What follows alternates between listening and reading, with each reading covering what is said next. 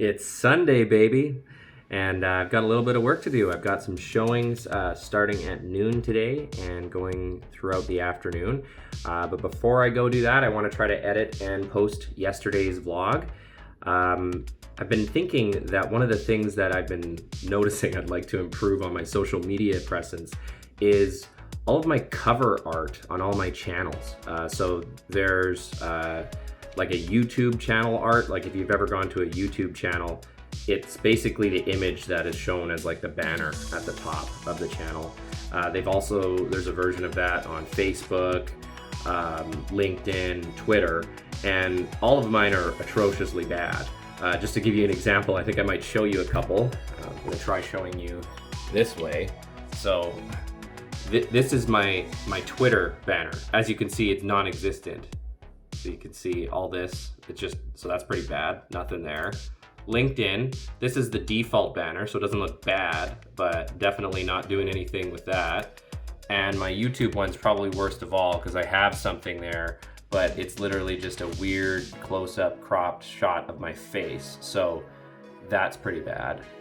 And you know, my Facebook page isn't too bad. It's a nice picture, but there's not much going on. So this is probably the best one out of all of them. Maybe I'll keep this one the same, but you can see me. It's just like a big, I guess, landscape photo with Edmonton at the new Tart. And me, look at me over there. But yeah, all of these are definitely not nearly as good as they could be. So I'm gonna be working on trying to come up with something better.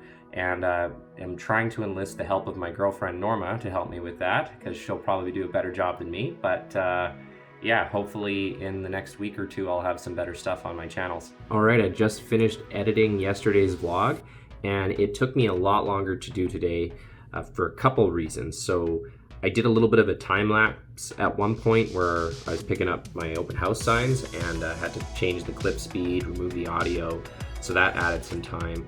And then I also decided to see if I could make an even more different version of the video for Instagram and perhaps Facebook, where instead of it just being a widescreen video, like 16:9 aspect ratio, I make it a square video instead and then have some text on it. So I did that too, which also added quite a bit of time. So it probably took me closer to, I'm thinking 2 hours to do this.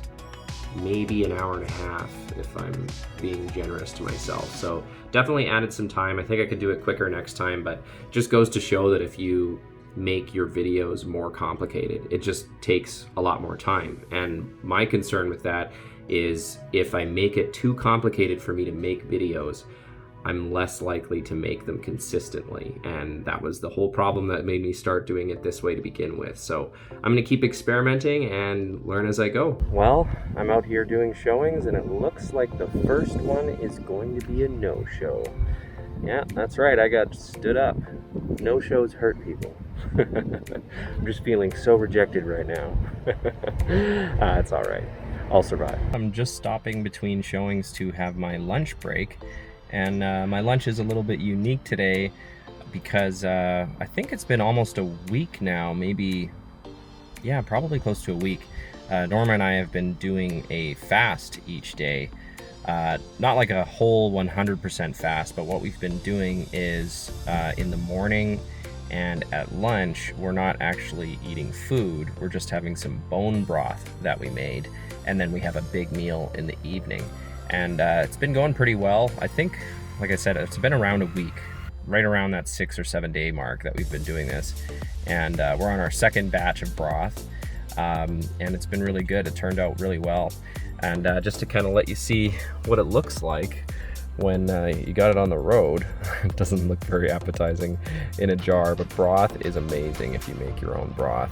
And this was just made with chicken carcasses that we got at a local butcher here in Edmonton, and they were only, I think, $4 per chicken carcass or per pack of 2. So we were able to make some broth basically for $4 plus the cost of whatever vegetables that we add for flavor and whatnot. So it's it's really affordable if you get it from a butcher like that. You can spend way more money than that getting bones depending on where you get them from, but it's been working pretty good at this place. Can't remember the name of it right now, but if I do remember, or I can come up with the company, and maybe I'll put the link in the comments on YouTube or in the description or something. But it's actually a lot easier than you might think. If you haven't read anything about fasting, I would recommend, there's a book by Dr. Jason Fung, which is the first book that I kind of read about it, that really opened my eyes to some of the potential benefits. I think it's like the Guide to Fasting or something like that, but he's got 1 or 2 books on it. Just look up Dr. Jason Fung and check it out. I mentioned the other day that I was having a problem with my YouTube thumbnails, where I was worried it would just look boring, basically with an image of my face on every video. I knew I had to do something about it. So today I actually started researching that, and it actually just started with a quick Google search. And funny enough, the thing that came up was Canva. I'm actually already familiar with Canva, and I have used it for YouTube thumbnails before. But they had a little article on their website about setting up YouTube thumbnails, and apparently they have templates. So it sounded promising to me, so I'm going to give that a go and try that for some of my videos and just see if I can do it quickly and it look okay. I don't want to be too fussy about it. I just want to see if it works. So I'll give you guys an update after I've played around with that. If you're not familiar with Canva, it's basically a image editing software that's all done online, so you don't actually download the software, you just do it on their website. It's one of those cloud-based programs, but you can use it for very simple edits to photos or adding text to photos. You can upload your own photos, but they've also got stock photos on there. You can add shapes. It's a really good tool for making social media posts, and I've really only used it a little bit for things here and there. Some people are like pros with it, and the basic version of it's actually free, and you can do a ton with the free version. The pro version is going to be more if you're going to be using it a lot and you want to get access to some of their pro features, basically. So if you had no idea what I was talking about, it's basically an image editing software, and it's really good for making all types of social media posts. Well, I just finished my last showing of the day, showing a townhouse here in Starling, and I was reminded of something that happened to me the last time I showed this property, which was maybe a couple weeks ago, maybe 2 or 3 weeks ago. And what happened is, after I showed it, as I was walking back to my car, I wasn't really paying too much of attention. I saw my car and I walked up to it and opened the door, and then I really felt puzzled for a moment because it didn't look like my stuff. And then I realized it wasn't my stuff. I had literally walked up to someone else that had the exact same Mazda CX-5 as me, with the same color and everything, and they happened to park on the same street, probably like 3 cars in front of mine, and they left their front door open. And I had opened it and started climbing into it and realized it was not my stuff. So I think I audibly at the time was like, this is not my car, and backed away slowly and closed the door, and was just paranoid somebody would look at me and be like, hey, that guy was trying to break into that car, or something like that, as I walked to my car. And just thought that was a kind of a crazy coincidence that actually happened. But I was reminded of that today when I came by to show the same property, and thought I'd share that with you guys. Well, I just got home after having some awesome Mexican food from a place called Calle, Mexico, and I got myself a torta and some other thing that I can't pronounce. I'm capped out at 2 Spanish words for tonight, but it was really good Mexican food. I'll try to put the link in the description or somewhere. But it's really good. It's in the south side of Edmonton, I think. Norma picked it up, so I don't know exactly where it is, but I liked it. And I screwed up, guys. Earlier, I think I mentioned that I had made an Instagram version and a Facebook version and a YouTube version of my video.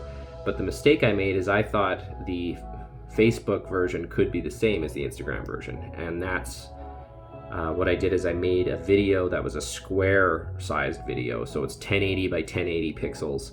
And maybe I'm wrong, but I thought that's what Instagram used to have for its dimensions. But now it actually does like a reverse widescreen. So instead of 16 by 9, it's 9 by 16. And my square video, when I tried to upload it onto Instagram, it messed it up. So I've actually got to still do that. So I'm going to work on that now. I've got the other one posted to Facebook and the main one posted to YouTube. But I guess you learn a little bit each day. Oh, and just to wrap things up, I wanted to share a cool song and album that I've been listening to pretty much nonstop this week by, I guess, a guy named GhostData, or a gal named GhostData. I don't know. It's a mystery. That's the name. GhostData or Data. And one song in particular that I really like is this song called Bodied. The album Voidwalker is actually, the whole album's pretty cool, but it's electronic music. So if you are the country bumpkin type, or you only like classic rock and country music, probably not going to be your thing. But if you like electronic, you might like this music. I'm not very good at describing music types, but I just think this song in particular just sounds like badass. It's really high energy, it's dark, it's got really good bass. So if you're into that kind of thing, check it out. Some of GhostData's other stuff I don't really care for, but this particular album I thought was pretty cool. So if you're looking for something else to listen to, check it out.